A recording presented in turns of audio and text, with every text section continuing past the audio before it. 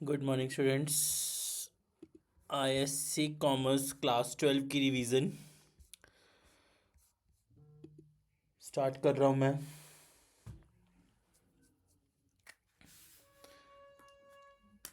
27 Feb को paper है।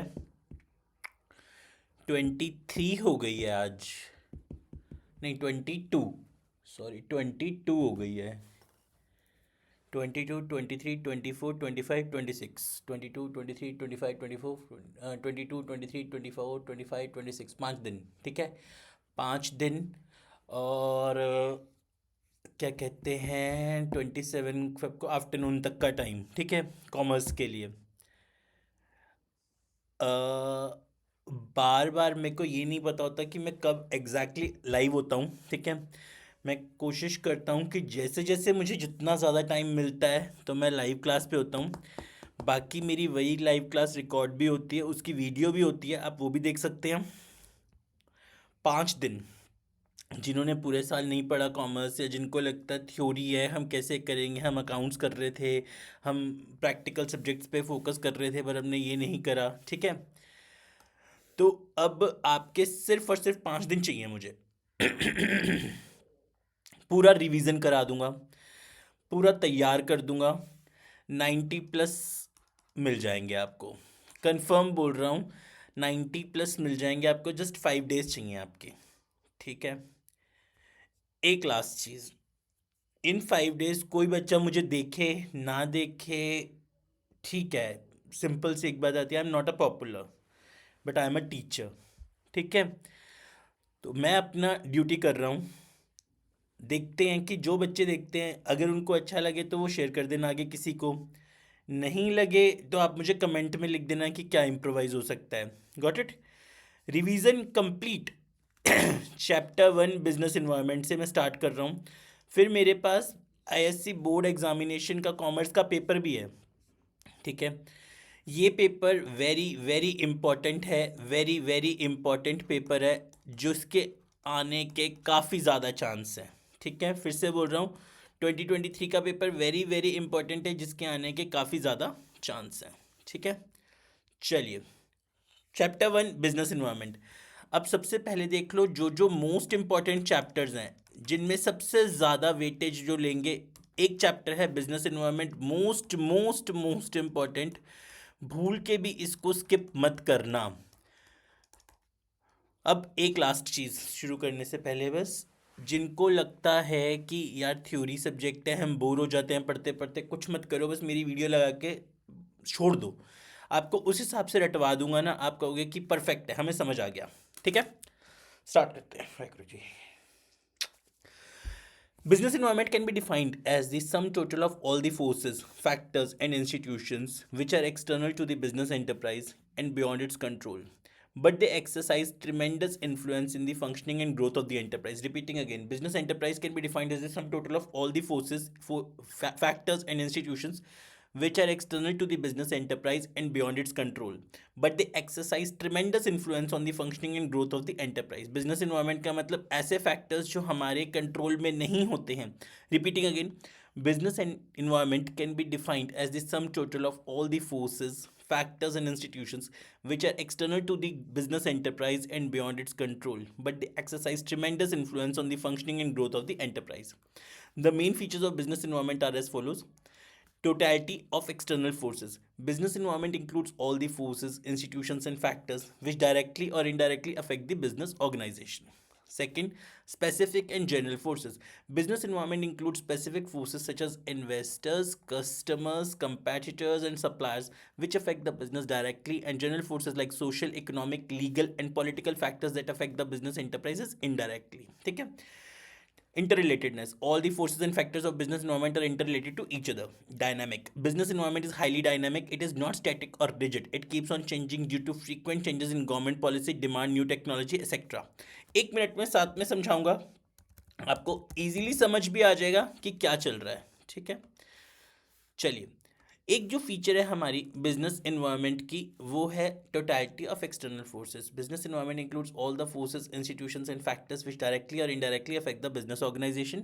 Specific and general forces. Totality of external forces में सारी फोर्सेस आ गई जो हमारे बिजनेस एनवायरनमेंट को अफेक्ट करती हैं. स्पेसिफिक एंड जनरल फोर्सेस में आ गया हमारा. स्पेसिफिक एंड जनरल फोर्सेस के लिए अब मैं एक कीवर्ड बनाता हूँ आपको. स्पेसिफिक एंड जनरल फोर्सेस कौन सी हैं, ठीक है, जो हमारे बिजनेस एनवायरनमेंट को इफेक्ट करती हैं, ठीक है. पेस्ले, PESTLE ऐसे लिख लेना. Pestle, political, economic, social, technological, legal, environmental. Pestle, political, economic, social, technological, legal, environmental. फिर से political, economic, social, technological, legal, environmental. Features of business environment: totality of external forces. Business environment includes all the forces, institutions, and factors which directly or indirectly affect the business organization. Second, specific and general forces. Business environment includes specific forces such as investors, customers, competitors, and suppliers, which affect the business directly, and general forces like social, economic, legal, and political factors that affect the business enterprises indirectly. Interrelatedness: all the forces and factors of business environment are interrelated to each other. Dynamic: business environment is highly dynamic. It is not static or rigid. It keeps on changing due to frequent changes in government policy, demand, new technology, etc. Relativity: the impact of business environment may differ from company to company or country to country. Uncertainty: it is very difficult to predict the changes of business environment as environment is changing at a very fast pace like IT sector and fashion industry. चलिए ठीक है. Features of business environment कौन कौन सी है, फटाफट मुझे बता दो. फीचर्स ऑफ बिजनेस एनवायरनमेंट कौन कौन सी है. सबसे पहले बिजनेस एनवायरनमेंट का मीनिंग, फिर features. Business environment can be defined as a sum total of all forces, factors, and institutions which are external to the business enterprise and beyond its control, but they exercise tremendous influence on the functioning and growth of the business. Features कौन सी हैं? Totality of external forces, specific and general forces, interrelatedness, dynamic, relativity, uncertainty.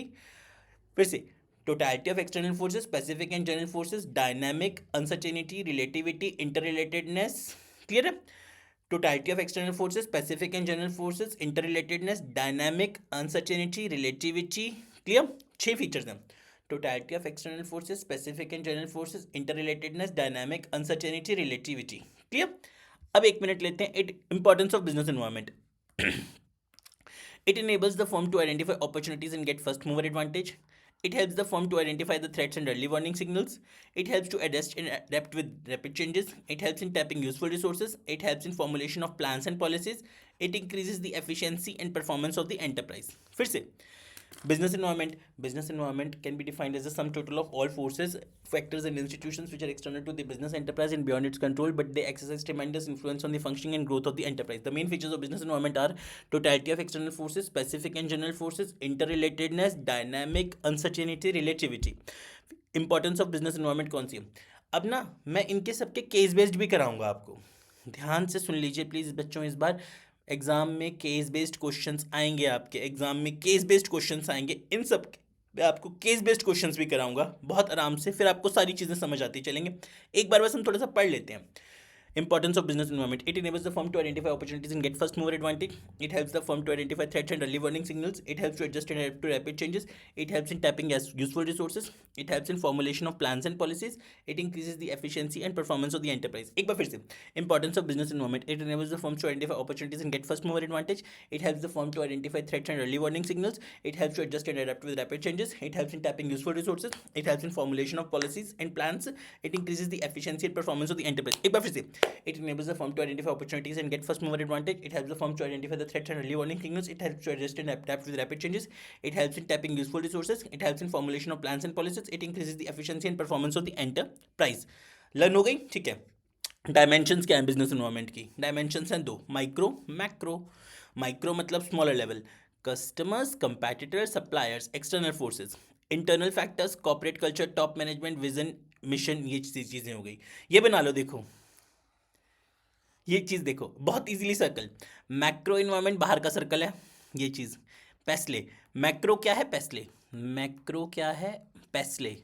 Political, economic, social, technological, legal environment. ये macro है. Pestle. Micro क्या है? Micro में 2 आ गए, external, internal. External हो गए कस्टमर्स, कंपिटिटर, सप्लायर्स. इंटरनल हो गए corporate culture, top management, vision and mission.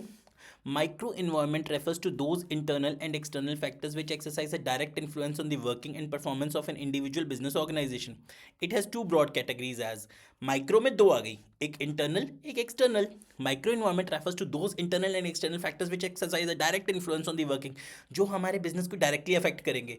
Sir ऐसे कौन से फैक्टर्स हैं जो डायरेक्टली अफेक्ट करेंगे हमारे बिजनेस को? Internal factors. It refers to all those factors which exist with in a business firm. कौन से इंटरनल फैक्टर्स हैं जो बिजनेस फर्म के अंदर अंदर है? Top management structure, corporate structure, mission objectives, human and other resources. It refers to all those factors which exist within a business firm. These factors are controllable because the firm has control over these factors. The main internal factors which influence business organizations are as follows: top management structure, corporate culture, mission and objectives, human resources. External factors. External factors refers to those individuals and groups or agencies with which business organization is constantly interacting. Internal factors business के internal की चीज़ें, top management culture, corporate culture, mission objectives, human other resources. External factors कौन से हैं? जो हमारे business को बाहर से affect करते हैं, customers, competitors, suppliers, middlemen, financiers. फिर से सर एक बार ये माइक्रो मैक्रो समझा दो बस. देखो माइक्रो में आते हैं हमारे दो, एक होते हैं इंटरनल फैक्टर्स, एक होते हैं एक्सटर्नल फैक्टर्स. इंटरनल में कौन से आ गए सर? इंटरनल में आ गए top management culture, corporate culture, vision and mission, human and other resources. Internal factors में आ गए top management structure, corporate culture, mission and objectives, human and other resources. Sir external में कौन से आ जाएंगे? एक्सटर्नल में बाहरी लोग जो हमारे बिजनेस को अफेक्ट करते हैं. ठीक है माइक्रो के external factors, customers, competitors, suppliers, middleman, financiers, ये सब बाहर के आ गए. अब आते हैं सर मैक्रो पे. ठीक है ना. अब आते हैं मैक्रो इन्वायरमेंट में. मैक्रो इन्वायरमेंट क्या है सर? एक बार ये बता दो. मैक्रो इन्वायरमेंट है पेस्ले. मैक्रो है पेस्ले. ये ऐसे इन्वायरमेंट वाले हो गए जिन पे हमारा बिल्कुल भी कंट्रोल नहीं है, हम कुछ नहीं कर सकते. Macro environment is the general environment और remote environment which may affect all business enterprises. Macro environment is also known as indirect action environment. Forces in the macro environment are uncontrollable and non-measurable. Success of an enterprise depends on its ability to adapt the macro environment. Macro environment consists of the following components: economic environment, social environment, political, legal, technological. फिर से economic, social, political, legal, technological. अब sir एक case based आ गया. Let us assume एक case based आ गया कि कोई company है, उसको अचानक से ना गवर्नमेंट का नोटिस आ गया और वो चल नहीं सकती. तो कौन सा फैक्टर लगेगा? Legal environment. ठीक है. पहले कंपनी वर्क कर रही थी मैनुअली, अब ऑटोमेटेड हो गया. तो कौन सा फैक्टर लग रहा है? Technological environment. ठीक है. कंपनी ने अभी 10 डेज़ के लिए अपने सारे एम्प्लॉयज़ को थोड़ा सा दिवाली ब्रेक दे दिया. तो कौन सा फैक्टर लग रहा है? Social environment. इन सभी के मैं केस बेस्ड क्वेश्चंस बनाऊंगा और आपको कराऊंगा. प्लीज़ बच्चों में करवाऊंगा सारे केस बेस्ड. बस एक 5 मिनट के लिए सबकी समरी पढ़ते चलते हैं, फिर हम केस बेस्ड के थ्रू सारा का सारा समझ के चलेंगे. एक क्वेश्चन जो भी मेरे को देख रहा है, चाहे एक बच्चा चाहे दो बच्चा, रियलिटी कसम से भगवान मुझे नहीं पता कि कौन मुझे देख भी रहा है या नहीं देख रहा. वेरी वेरी इंपॉर्टेंट, वेरी स्वॉट पकड़ लो. स्वॉट आना ही आना है पेपर में. स्वॉट पकड़ लो. स्वॉट पे बहुत बहुत बहुत बहुत इंपॉर्टेंट है. स्वॉट का क्वेश्चन बहुत बहुत इंपॉर्टेंट है, बार बार बोल रहा हूँ. SWOT is an acronym for strength, weakness, opportunity, and threat. It is formed for analyzing and formulating an effective strategy that can capitalize on the opportunities and neutralize the threats faced by an organization. SWOT analysis का मतलब हुआ strength, weakness, opportunity, threat. Strength, weakness, opportunity, threat. It is formed for analyzing and formulating an effective strategy that can capitalize on the opportunities and neutralize the threats faced by an organization. Strength is an inherent capability of the company which it can use to gain strategic advantage over its competitors. Weakness is an inherent limitation of the company which creates strategic disadvantage of it. The firm may face problems due to poor management and ineffective policies. Strength क्या है? हमारी ताकत. Strength is an inherent capability of the company which it can use to gain strategic advantage over its competitors. Weakness क्या है? Weakness is an inherent limitation of the company which creates strategic disadvantage for it. The firm may face problems due to poor management, ineffective policy. Strength company की ताकत. Weakness company की कमजोरी. Inherent limitation of the company which creates a strategic disadvantage for it. Getting the keywords. Strength is an inherent capability of the company which gains strategic advantage. Strength is an inherent capability of the company which it can use to gain strategic advantage. Weakness is an inherent limitation of the company which creates strategic disadvantage. Opportunity is a favorable condition in the company's external environment which enables to strengthen its position. Economic liberalization, globalization offer opportunities. Opportunity जो भी हमारे लिए favorable condition. Sir strength क्या है? बेटा strength है हमारी strategic advantage. Keyword ले लो. कीवर्ड इससे कीवर्ड से याद कर लो. मेन गेम ही आज के टाइम में ना कीवर्ड्स की है. स्ट्रेंथ क्या है हमारी? स्ट्रेंथ है हमारी स्ट्रेटेजिक एडवांटेज. स्ट्रेंथ है हमारी स्ट्रेटेजिक एडवांटेज. उसके बाद वीकनेस क्या है हमारी, वीकनेस है हमारी स्ट्रेटेजिक डिसएडवांटेज, स्ट्रेटेजिक डिसएडवांटेज हमारी मतलब जब भी बोलूँ ना कंपनी, आप क्या पढ़ रहे हो, कॉमर्स पढ़ रहे हो ना, बिजनेस को समझो, you are assuming just yourself as a business, ठीक है। अपॉर्चुनिटी क्या हमारी, अपॉर्चुनिटी हमारी फेवरेबल कंडीशन, अपॉर्चुनिटी क्या है हमारी फेवरेबल कंडीशन, अपॉर्चुनिटी है हमारी फेवरेबल कंडीशन, ठीक है जी, गॉट इट। उसके बाद थ्रेट क्या है हमारी, अनफेवरेबल कंडीशन। सर इतना इजी था, हम ऐसे ही समझते थे, ये मुश्किल होगा। थ्रेट क्या है हमारा, अनफेवरेबल कंडीशन, ठीक है, सिंपल हो गया, गॉट इट। चलिए, स्ट्रेंथ हो गई थी हमारी वो वाली, and opportunities a favourable condition in the company's external environment which enables it to strengthen its position, economic liberalisation and globalisation after opportunities to companies which want to enter banking, insurance and telecommunication sector. Threat, threat there is an unfavourable condition in the company's external environment which causes a damage or risk to its position. Competition from multinational companies is a threat to Indian firms. Threat है हमारा, strength internal है, opportunity और threat external है। तो जैसे हो ना स्वॉट ऐसे बना, तो ये पोर्शन हमारा इंटरनल है और ये पोर्शन हमारा एक्सटर्नल है, ठीक है। अब इन्होंने बहुत अच्छा बनाया, देखो कितना बढ़िया एग्जाम्पल बनाया हुआ है। एप्पल, सबको पता होगा एप्पल आईफोन वाले। एप्पल कंपनी की स्ट्रेंथ क्या है, customer loyalty, expanding ecosystem, privacy code of conduct, hardware and software manufacture, marketing and advertisement, brand reputation. Weakness क्या है, प्राइसिंग महंगा है, decree vendor lock in, decreasing market share, incompatibilities with other operating system, limited offer of sector specific software for Mac. Opportunities क्या हैं, cooperation, Apple IBM iOS in the car, ITV and iWatch launch, obtaining patent through acquisition. Threats क्या है, efforts of competitor, increasing service, online music market reducing. तो ये देखो ना हमारी क्या है, स्ट्रेंथ क्या है, कस्टमर लॉयल्टी है, एक्सपेंडिंग इकोसिस्टम है, privacy code of conduct, hardware software manufacture, सब कुछ है। वीकनेस क्या है हमारी, pricing, vendor lock in, decreasing, ये सब कुछ आ गई। अपॉर्चुनिटीज़, हम नया वो कर रहे हैं, iOS इन द कार ला रहे हैं, ITV iWatch लॉन्च, कोई नई चीज़ें ला रहे हैं। हमारी फेवरेबल कंडीशन, अनफेवरेबल कंडीशन। हमारी स्ट्रेंथ हमारी अपनी वो हो गई, स्ट्रेटेजिक एडवांटेज, डिसएडवांटेज। क्लियर। तीन टर्म्स बेसिक जो एक्स्ट्रा की टर्म्स आ सकते हैं, socialist economy, capitalist economy, mixed economy, use कर लीजिए। सोशलिस्ट इकोनॉमी हमारी जो ऐसी इकोनॉमीज को गवर्नमेंट कंट्रोल करती है, कैपिटलिस्ट वेंचर कैपिटलिस्ट कंट्रोल करते हैं, मिक्स्ड तीनों में मिला के जो कॉम्बो बन गई। आई होप आप लोगों को क्लियर हो गया बिजनेस इन्वायरमेंट वाला चैप्टर। एक बार हमने फटाफट में किया, अब मैं इसके बना रहा हूँ case based. Just give me 10 minutes, मैं इसके केस बेस्ड बना के फिर आ रहा हूँ और आपको सबके केस बेस्ड से कराता चलूँगा। कराऊंगा मैं केस बेस्ड क्वेश्चन से ऐसे बना के कि आप कहोगे हाँ सर सारा समझ आ गया हमें। Just give me 10 minutes.